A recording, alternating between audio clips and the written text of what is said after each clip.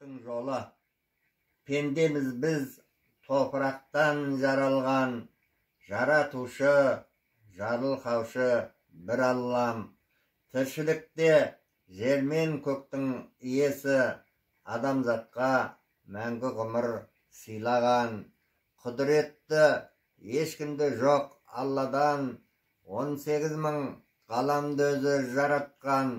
Шын мұсылман іздегенін табады, көкте түскен қасиетті кітаптан. Құран сөзі, Алла сөзі деген бар. Шын мұсылман мойын сұнып сонығар. 5 парызы мойнындағы міндеті, адастырмай тура жолға апарар. Алла дейміз тіршілікте әр күнде, қайғы мұңсыз өміріміз өткенде. Тәубе дейміз Алланы айтып тағыда, бір қуаныш, бір қайғы мұң түскенде.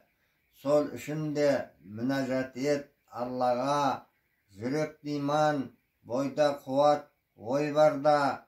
Шын мұсылман ақиретке сенеді, фәни деген алдамшы өмір адамға.